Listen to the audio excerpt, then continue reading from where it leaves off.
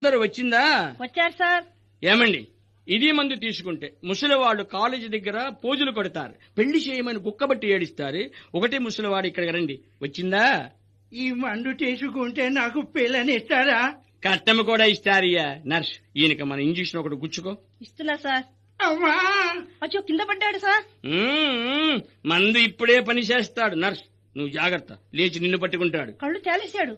అమ్మా, నువ్వు ఏమి ఇంజక్షన్ ఇస్తావు? ఇదిగో.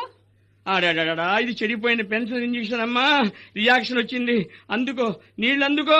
కొట్టు మొకాన. కొట్టానండి. వాడి మొకాన కాదమ్మా, నా మొకాన కొట్టు. గుండె దడ ఇవ్వు. ఇస్తున్నా. ఏమండి, మీకు ఇప్పుడు ఎట్టా ఉంటాడు? కళ్ళు గిరగిరా తిరుగుతున్నాయండి. నాకు అసలు కళ్ళే కనపడింది లేదు.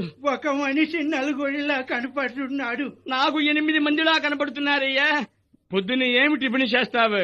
ఇవాళ ఏకాదశి, నిండు ఉపవాసం. పుణ్యం కోసమా? ఒక్క డోసు ఎక్కువైతే మోక్షానికి పోయేవాడివి. కాఫీ తాగుతావా? దోశ కూడా తింటా.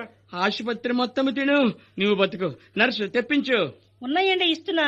తిను మా బాబు, తిను. ఇప్పుడు ఎట్టా ఉంటాడు? కొంచెం పర్లేదండి. నర్స్, ఈసారి అసలు మన మందు తీసుకురా. నీకు దండం పెడతా, నాకొద్దు బాబు. అయ్యో, పెళ్లి అవుతుంది. పెళ్లి వద్దు, పెద్ద దినం వద్దు, నన్ను ఇడిచిపెట్టు. అయ్యో, మంచి అవకాశం పాడు చేసుకోవద్దయ్యా. వద్దు. సరే, తప్పక్కడ పెట్టు. డబ్బా బయటకు రా, మా పెద్ద అబ్బాయి చేత ఇప్పిస్తా. జనాలు, ఇప్పుడు మీరందరూ చూశారే. ఎవ్వరూ లేరు. వీడు చస్తే సాక్ష్యం చెప్పాల్సి వస్తుందని లేచిపోయారు. కాదు, ఈసారి ఎవడికి మూడిందోనో అని భయం. అంతా నీ పుణ్యం. తర్వాత వస్తారు రోగులు. అవతల రూములోకి పంపించి మనం వాళ్ళని ఆధారనే సాగనం.